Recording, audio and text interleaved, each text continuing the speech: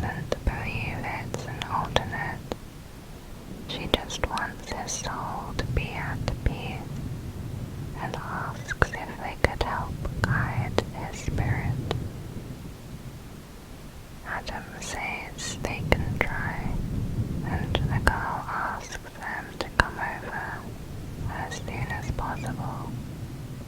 Since it has been 17 years since alternates first began their takeover, everyone here knows about them and has grown up with a world full of them.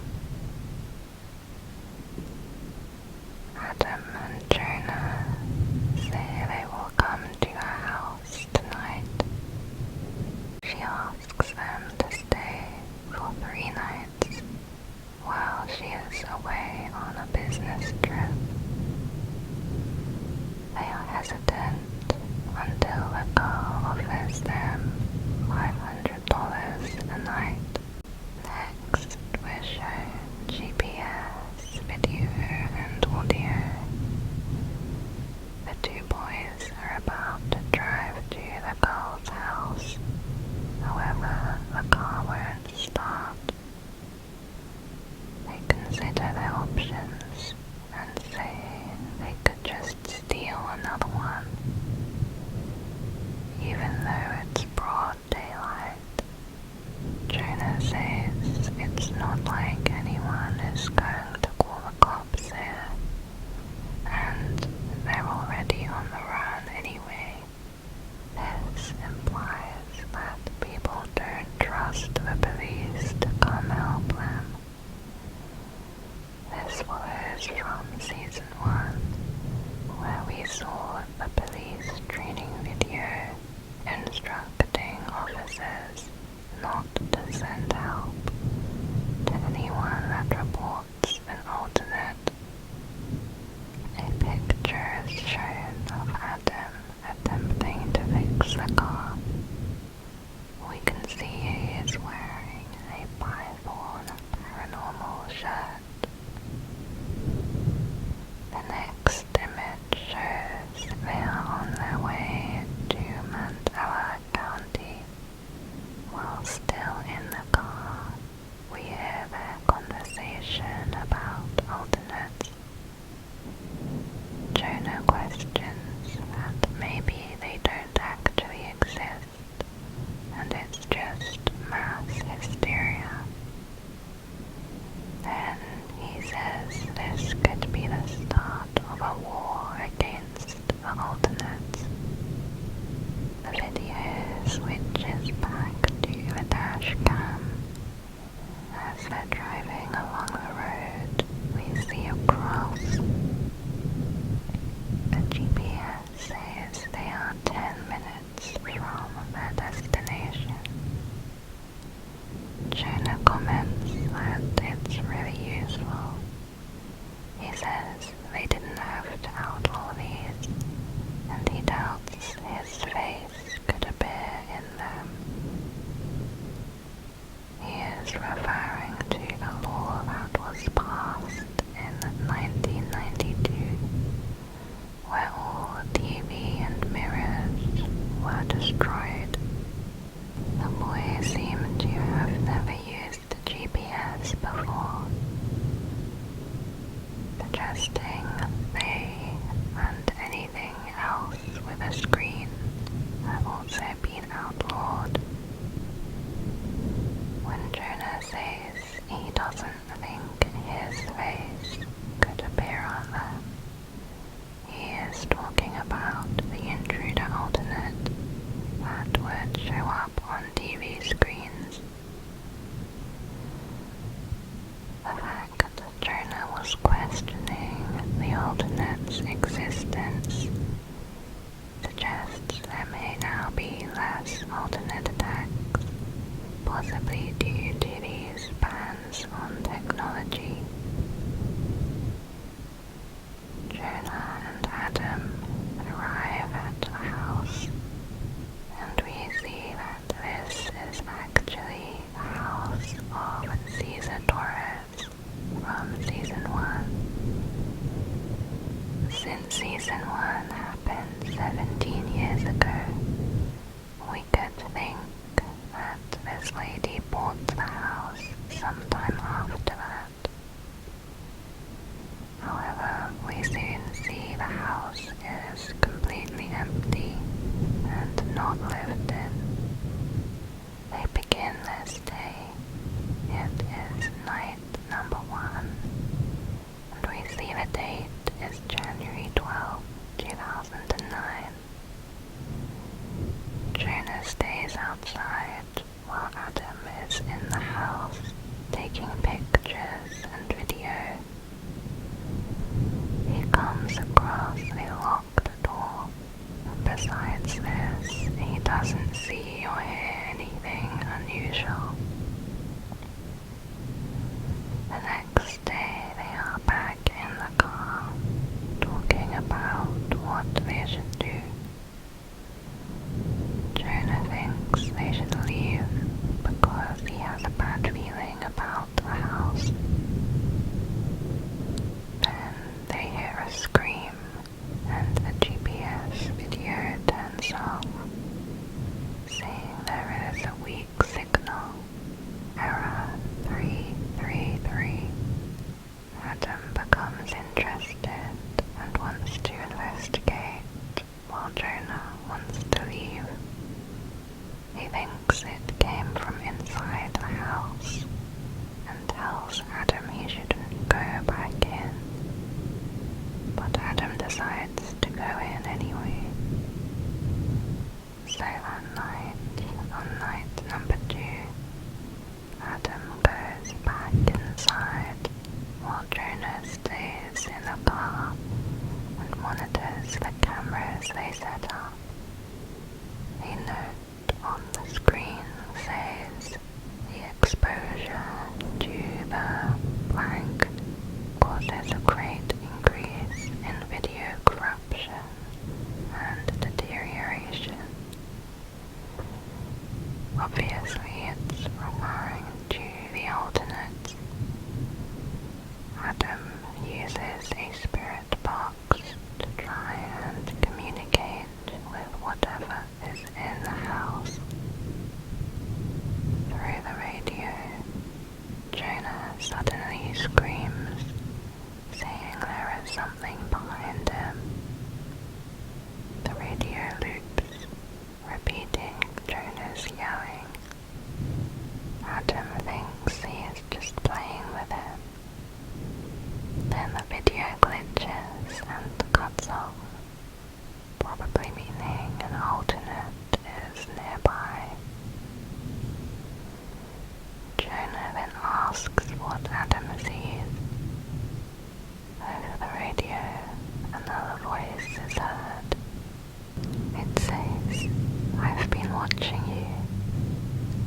Jonah believes Adam is pranking him, while Adam thinks Jonah is the one messing with him. The voice is probably the alternate. It says, "I can see you," and then it cuts off. We see a cartoon similar to those from season 1. This one is about Adam and Eve. The scene shows Adam eating the apple while the serpent laughs. It's a comparison to the other Adam who is curious about the house, but his continued investigation is like eating the forbidden fruit and will probably lead to a bad ending. Next is a photo of a room in the house where Adam says he will be sleeping in. Here, Adam hears a voice again. It says, "You followed the shepherd. You are a fool. Follow my voice instead. You will find great happiness. Wake up, Adam. Don't make me wake the others."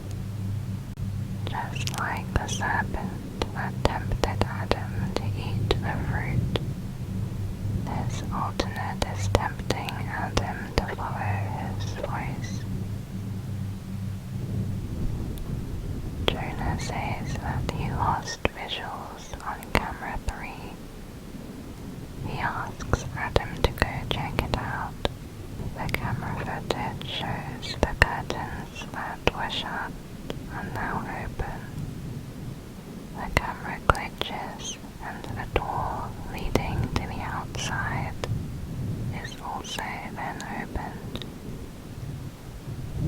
Similarly, another door in the house is seen closed and then opened. The camera flashes and an alternate appears in the corner. It says, "Open your eyes."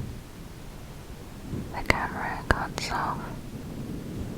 When it turns back on, we see another alternate right in front of the camera, speaking in some unknown language.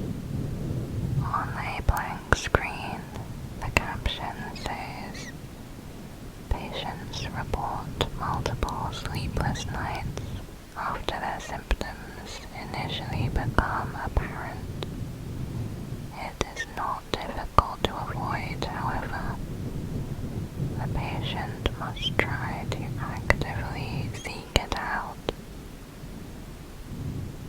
This is referring to the metaphysical awareness disorder, or MAD, where people are affected by information they do not wish to know, causing them to eventually commit suicide. A blank image labeled 333 as a caption of question marks. This was the number also used earlier when the scream was heard, and the GPS had error 333.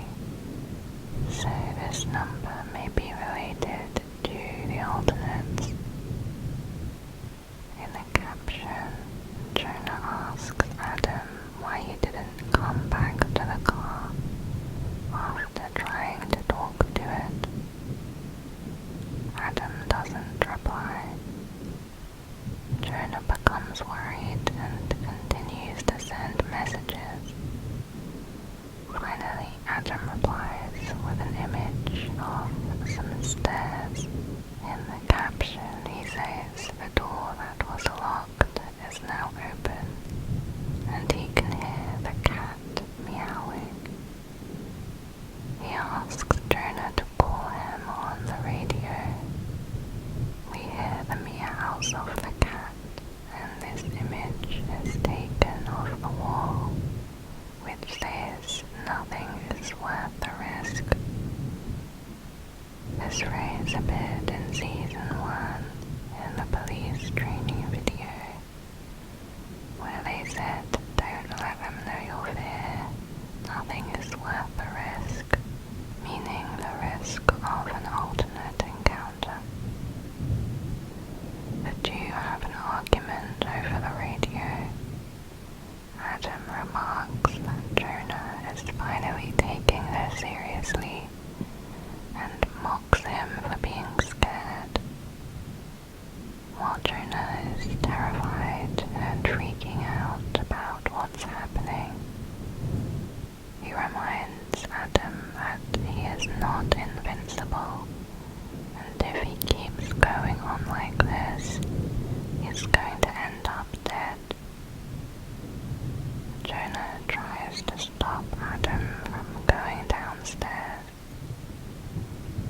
Through this conversation, we understand both of them have been personally affected by the alternates' invasion. In the heat of the argument, Jonah says, "I wish we never looked for your redacted, because she is dead and gone, and if you go down those stairs, you'd be joining her." Then he threatens to leave. Adam yells at him to just go then, so Jonah does. He drives off and leaves Adam in the house. Adam goes down the stairs and enters the room. He sees a television on the floor with a cat, the source of the meows that were heard. Then the TV changes to the intruder alternate. Adam asks, "What are you?" television then displays a series of images from the first season. In the captions, the intruder replies, "You don't remember me." We then see Adam communicate using the spirit box. The voice says, "What have you done?" Adam replies, "I did the right thing." The voice says, "Nobody is coming to help you. Nobody knows where you are." Then Adam tries to radio call Jonah and ask where he is. The voice says, "Do you understand?" In the next video, we realize that Adam is actually the child that was kidnapped by the intruder in the intruder alert video. However, he does not seem to have memories of what happened to him or his mother, and that is what Jonah is talking about when he said, "I wish we never looked for her." It seems that Adam is treated differently by the alternates because he was one of the children that were taken by them. Unlike Jonah, Adam is not scared throughout this whole encounter. He is unusually calm, and the alternates do not try to scare him, but instead uses temptation to feed his curiosity.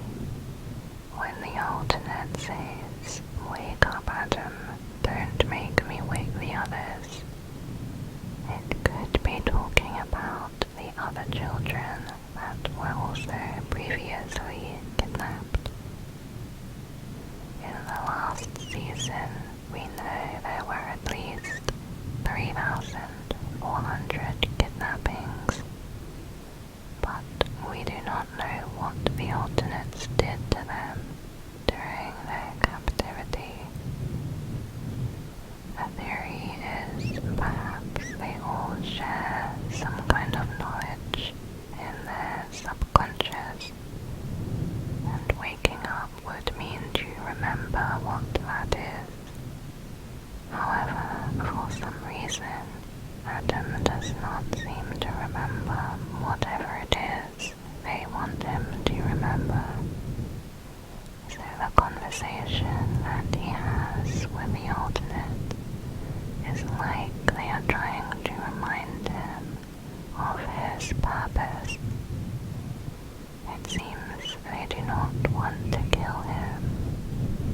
Instead, they must have some other plan involving him and the other abducted children. The video then cuts to the dash cam of Jonah driving.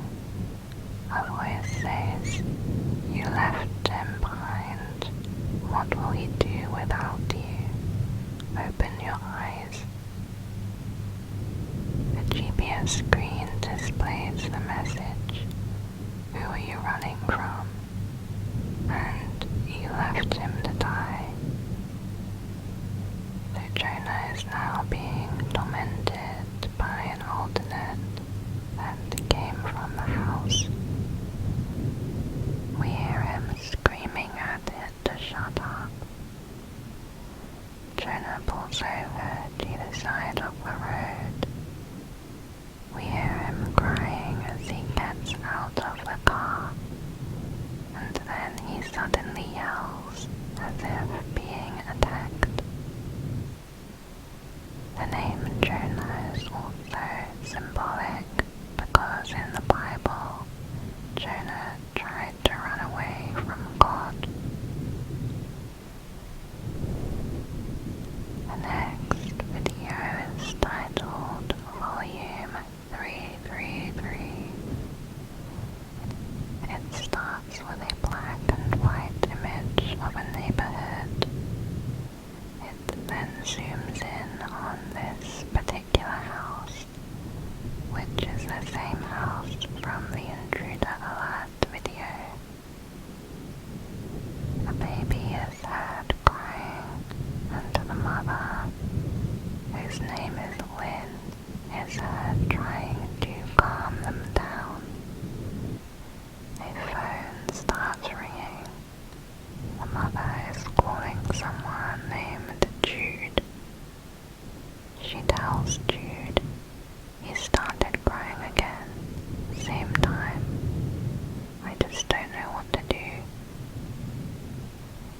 replies, "I'm sorry.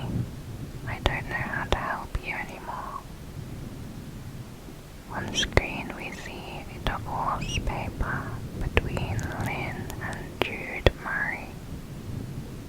The divorce is dated August 29, 1992, which is around the same time Mark became a victim of the alternates in season 1. Jude and Lynn had one child together, that child being Adam Murray from earlier. Jude asks Lynn if she's sure it's not the television making him cry, but Lynn says it's been unplugged for weeks now, suggesting it had previously made Adam cry, prompting Lynn to unplug it. Jude offers to come over and help tomorrow night. Lynn says, "You promise you'll actually come over this time." We then see a person's eye, in which its reflection shows a television playing. The TV changes, flicking through different channels, and then we get a screen with 333 on it. A news report is played, showing Mandela County Police Department giving a promotion to Lieutenant Patricia Davis and Sergeant Ruth Weaver on the date April 4th, 1992. Lieutenant Davis was the same officer involved in the intruder alert case and the case of Mark Heathcliff. Davis gives a speech promising to protect and serve the city. Next, we hear a phone call from the school that Mark Heathcliff went to. The school receptionist leaves a message for Lieutenant Davis, saying that Mark has been absent for several days with no explanation. They do not have any emergency contact on file for him, and the receptionist asks for him to visit Mark's address. Davis visits Mark's house. He finds his body and numerous shell casings on the bed, suggesting he had tried to shoot at the alternate. Davis takes video and photo evidence. The TV is on with a static screen. They find a video recorder, a Bible, and a book titled Reassurances, God Bless All. Next we see CCTV footage of a police station. A conversation is heard between Davis and Ruth Weaver. Ruth tells Davis he doesn't have to work on this case anymore, now that he just got a promotion. But Davis says he has a lead and still needs to review some evidence. Ruth says goodnight and leaves. The evidence collected includes 2 sets of fingerprints, one belonging to Mark and the other belonging to this man, whose name is not given. This guy's fingerprints were found on the doorknob. It's not clear who this is, but is possibly Mark's alternate. Mark's fingerprints are found on a number of items, as expected. The camcorder has a tape inside shadow under the door. The tape is played and we see a shadow moving from behind the door. The shadow, which we assume is the alternate, starts knocking on the door. The knocking gets faster and faster. A cassette tape is also found, labeled Voices Outside My Room. On the audio, the alternate's voice is heard, saying, "You need to open the door now.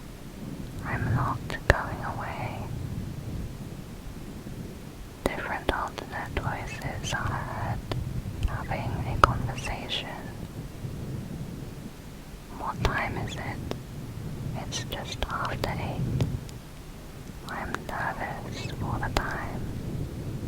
"Don't be nervous about the time. You have loads of time." They may be referring to how long it's taking to get Mark to commit suicide and take over his body. Then we hear many voices at once, as if there were hundreds of alternates talking with each other. We don't know if there actually was just one alternate making these sounds, or if there really were a swarm of alternates in the house. Or maybe they are able to communicate with each other in different locations. Next we see the reassurances notebook. On the final pages, Mark writes the following: "God loves me unconditionally. Always remember that no matter the circumstance, God loves all of us, simply because He has chosen to do so. He loves me when no one else loves me. I am at peace. Today is a day that I need God's love more than anything. I am alone and I need to feel the warmth of His love and reassurance. My Lord, I am afraid. I beg for your love and protection against evil. I have no choice anymore. The cops never came for me. Nobody came for me. Whoever is reading this, please stop it before it does this to anyone else. Who have I been praying to all this time?" And he repeats this over and over, which then just turns to scribbles. Then a final sentence: "My eyes are wide open." We can see he was scared and trying to remind himself God is with him. However, we know that in this world it was not God he was praying to, but the devil, or the alternate that took Jesus' place. So whenever he asked God for help, he was actually asking the alternates, which may have made things worse.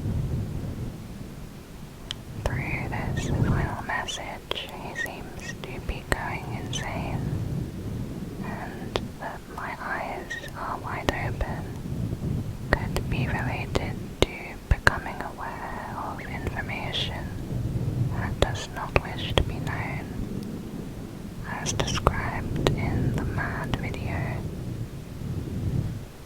We are then shown posters warning that Caesar Torres is an alternate. It says to avoid interacting with him and that he may have inhuman features. Another poster advertises organizes a football game, and the other recruiting for the Mandela Police Department. Next, we are shown a wall of the police station with a sign that says it's under 24-hour surveillance. We are taken to another evidence file for the Murray case, which is Adam's family, his parents Lynn and Jude Murray. The screen has a note from Mandela Tech Daily. It says this is intended to be seen only by Lieutenant Davis. We see a picture of the Mandela Tech Daily representative, Mr. Dave Lee, who relays a voice message to Davis. Davis had sent a number of tapes to Dave Lee asking that they be recovered for his investigation. Dave Lee informs that he was only able to recover 2 minutes from one of the tapes. The tape is then played. First we see this face, which is overlaid with the title, The Might of the Subconscious. This face then pops up. It says, "Oh, hello. You may be thinking, who is this voice speaking to me through my television set? Let me introduce myself. My name is Stanley. It's very nice to meet you." This character, Stanley, is made to talk to children, and as he says, he has shown up on the TV screen. He goes on to say that he can make friends appear out of thin air. Friends, of course, being alternates. Stanley gives the child instructions on how to do this. He tells them to close their eyes and imagine what their friend looks like. And don't be afraid, because they are just as scared as you are. Then finally he says, "I think it worked. Your friend is now somewhere in your house." This video gives us answers as to how the alternates managed to kidnap so many children. Because the intruders were not yet in our dimension, this was a big question. Now we know that through a child's imagination, alternates can manifest themselves into our reality, as if they are being summoned. This is also an explanation to why some of the alternates look the way they do, with strange, distorted features, because it has been made up from a child's imagination.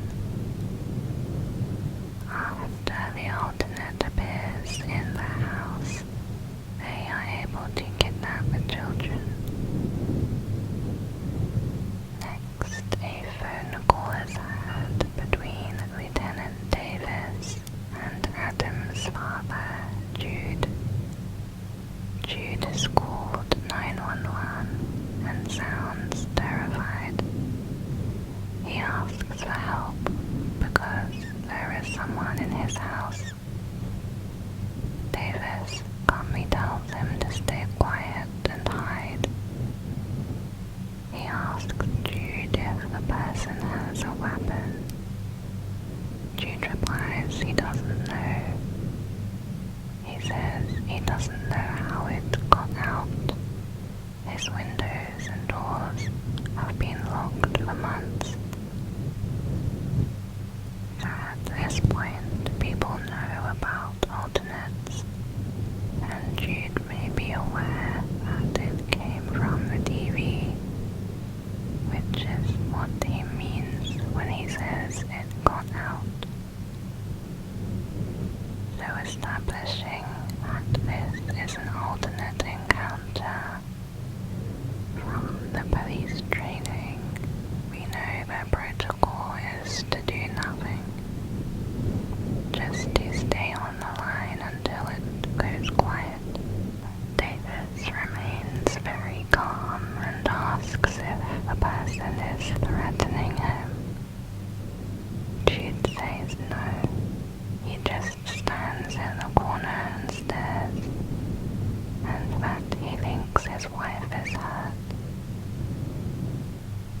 Davis tells him to calm down and asks if the man resembles someone he knows.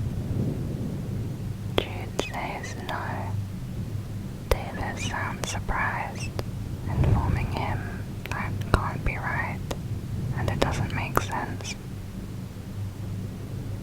Meaning the police at this point only know alternates to mimic people, the doppelganger type. Since this report did not fit the alternate description, Davis says he will send an officer to the house. Davis calls Ruth Weaver, asking for assistance with a home intruder. He goes back to ask Jude for his address, but Jude is no longer responding. In the intruder video, you might remember the neighbors had heard a child crying and a loud crack. Ruth Weaver receives a call to this house, and we realize this is in fact Jude and Lynn's house.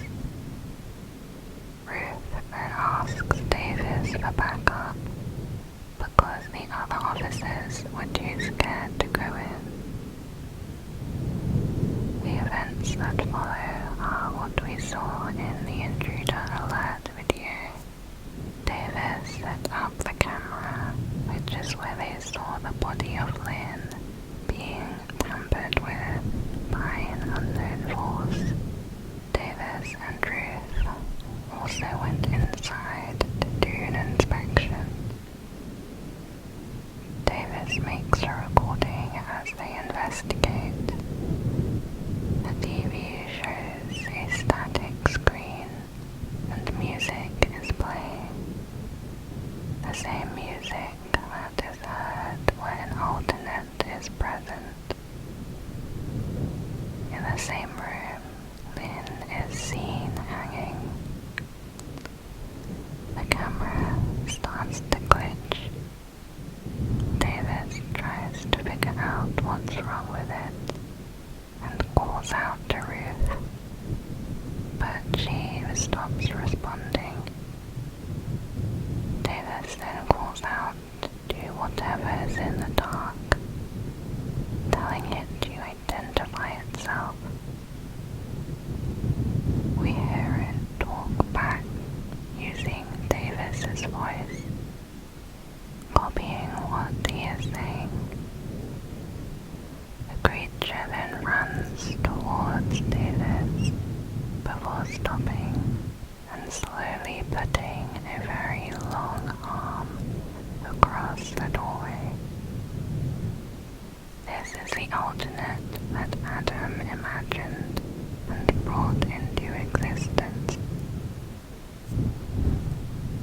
There is a sudden crashing sound of glass. Davis is running away, and over the radio, he tells Ruth that if she is still in there, he's going to get help, but she should get out and meet him at the station. Ruth does not respond. Back at the station, Davis calls to request for backup from other counties. He calls several lines, but does not get any responses. We then see a room from the Murray household and hear a rendition of Amazing Grace being played. We cut back to the CCTV of the police station, where the same song is now being heard as well. This suggests the alternate has followed Davis back to the station. Davis is walking through the station when the alternate appears down the hallway in front of him. It uses a number of its voices that it seems to have collected. In Jude's voice it says, "You're too late." In Ruth's voice it says, "You left me behind." In a child's voice it says, "Mummy, wanna meet my best friend. He likes to hide, but he wants to meet you. I wanna play with the man on the TV.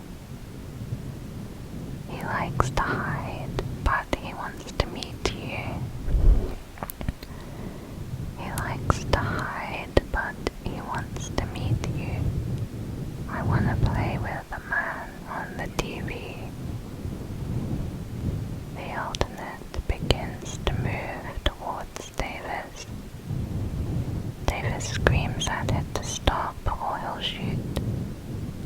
The screen goes blank. Then, as the message, "Uh-oh, bad decision, Patcha." The same message as with Mark. The video comes back, and we see the alternate's face up close.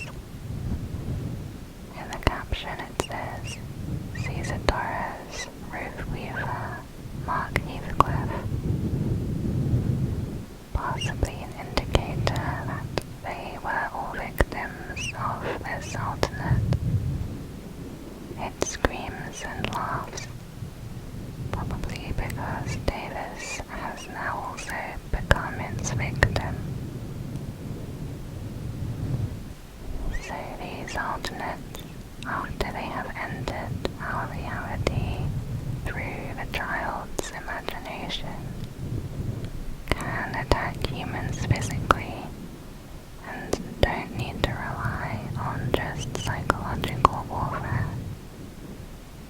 Before we thought this method was the only way, where the person had to succumb to metaphysical awareness disorder, causing them to take their own life.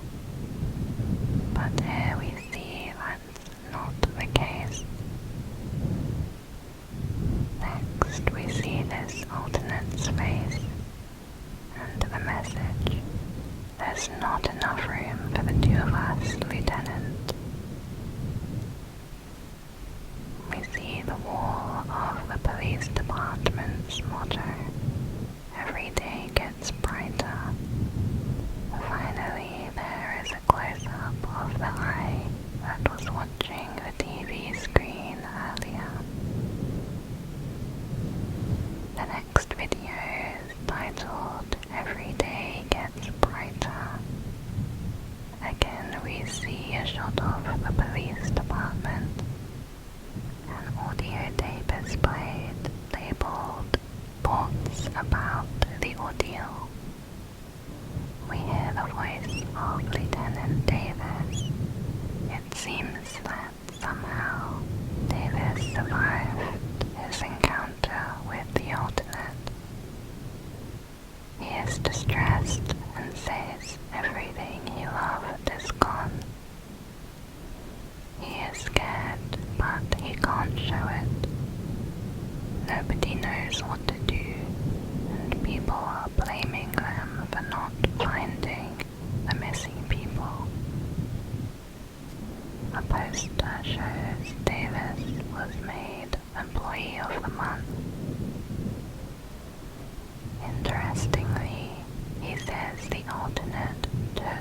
something from him, and he feels different. He saw a perfect copy of himself walk away, meaning it turned into a doppelganger. Previously, we assumed that to take over a person's body and become an exact copy, the original first needed to die. But here, it seems that was not necessary.